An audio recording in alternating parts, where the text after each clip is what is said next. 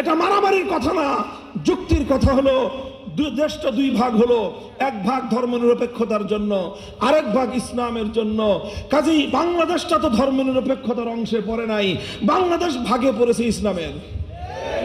এখন যদি কারো ইসলাম পছন্দ না হয়, নাই হইতে পারে, তোমার ইসলাম ভালো লাগে না তো চলে যাও ধর্মনিরপেক্ষ দেশে। তোমার নেতৃত্ব চলে গেছে, তোমাদের গোষ্ঠী শুদ্ধ চলে গেছে, তোমরাও চলে যাও। বাংলাদেশ চলবে ইসলামের আলোকে। আগামীর বাংলাদেশ হবে ইসলামের বাংলাদেশ, আগামীর বাংলাদেশ হবে খেলাফতের বাংলাদেশ। নারায়ে তাকবীর, দিন ইসলাম, দিন ইসলাম, আল কোরআনের আলো সংসদে চলো। নারায়ে তাকবীর। মুহতারাম হাজিরিন, কাজেই বাংলাদেশ যারা মুসলমান, 90% মুসলমানদের দেশে ইসলাম ছাড়া অন্য কোন আদর্শ অনুযায়ী দেশ চলতে পারে না। ইসলাম অনুযায়ী দেশ চললে মুসলমানরা যেরকম অধিকার পাবে, ইসলাম পৃথিবীর অন্য সব ধর্মাবলম্বীদের অধিকার সবচেয়ে বেশি নিশ্চিত করেছে।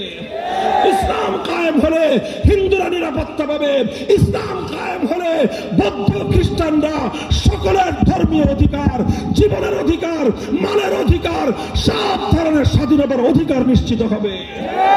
কাজেই 90% মুসলমানদের দেশে আমরা ইসলামের বাংলাদেশ দেখতে চাই। কথা বলে ঠিক না বেঠিক? 5ই আগস্টের বিপ্লবের পর এই বিপ্লবের মানুষদের কি চেতনা ছিল, এই দেশের মানুষের প্রকৃত চেতনা যদি আপনারা দেখতে চান, বিপ্লব চূড়ান্ত সফল হয়েছে 5ই আগস্ট দুপুর 2টায় খবর হয়েছে যে কি খবর হয়েছে, এরপরে 2টা থেকে 3টা পর্যন্ত 1 ঘন্টা গোটা বাংলাদেশ। আপনারা একটু চিন্তা করেন তো, 5ই আগস্টের দুপুর 2টো থেকে 3টা পর্যন্ত 1 ঘন্টার বাংলাদেশ। টেকনাফ থেকে তেতুলিয়া একটা ঘটনা ঘটেছে, কোন নেতা নেতৃত্ব দিতে হয় নাই, কোন আলেমকে ডাক দিতে হয় নাই। গোটা বাংলাদেশের টেকনাফ থেকে তেতুলিয়া মুসলমানদের জনপদে জাতীয় স্থাপনায় যত ভাস্কর্য নামক মূর্তি ছিল সমস্ত মূর্তি ভেঙে গুড়িয়ে দিয়েছে। অথচ কোন হিন্দুদের মন্দিরে আঘাত করে নাই, হিন্দুদের কোন দেব দেবতাকে কেউ আঘাত করে নাই। কারণ মুসলমানরা জানে হিন্দুরা তাদের ধর্ম পালন করবে, সেখানে আমাদের বাধা দেওয়ার কিছু নাই। তারা তাদের মন্দিরে মূর্তি বানাবে, দেবতা বানাবে, পূজা করবে, তাদের ঘরে তারা দেবতা রাখবে, মূর্তি রাখবে, সেটা তাদের ধর্মীয় বিষয়। মুসলমানদের জনপদে কোনো মূর্তি থাকতে পারে না। এই জন্য সব বিপ্লবীরা একযোগে গোটা বাংলাদেশ থেকে সমস্ত ভাস্কর্য নামক মূর্তি ভেঙে গুড়িয়ে দিয়েছে। প্রমাণ হয় 5ই আগস্টের বিপ্লব এটা ছিল তাওহীদ এবং একত্ববাদের বিপ্লব। 5ই আগস্টের বিপ্লব ছিল শিরকের বিরুদ্ধে একটা বিপ্লব। এই বিপ্লব পূর্ণাঙ্গ ইসলামী বিপ্লব না হলেও এই বিপ্লব ইসলামের আগমনের আগে পূর্বাভাস। প্রতিদিন সকালবেলা যখন সূর্য উঠে, সূর্য উঠার ঘন্টা দেড়েক আগেই পূর্ব দিগন্ত সাদা হয়ে যায়, শুভে সাদেক হয়। শুভে সাদেক হলে দুনিয়ার মানুষ বুঝতে পারে আর কিছুক্ষণ পরে সূর্য উঠবে।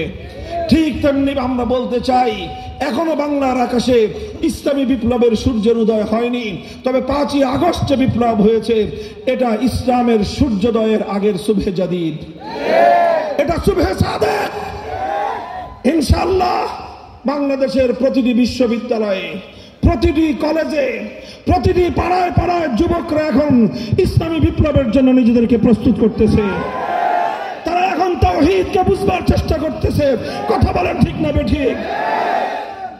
গোটা দেশবাসীর উদ্দেশ্যে আমাদের একটাই কথা, অনেক রকম বাংলাদেশ তো আমরা দেখেছি। প্রথমে দেখেছি সোনার বাংলাদেশ, তারপরে দেখেছি নতুন বাংলাদেশ, তারপরে দেখেছি সবুজ বাংলাদেশ, এরপরে দেখলাম ডিজিটাল বাংলাদেশ, তারপরে দেখলাম স্মার্ট বাংলাদেশ। সব দেখা শেষ, এবারে দেশের জনগণ দেখতে চাই ইসলামের বাংলাদেশ, দেখতে চাই খেলাফতের বাংলাদেশ। ঠিক না বেঠিক?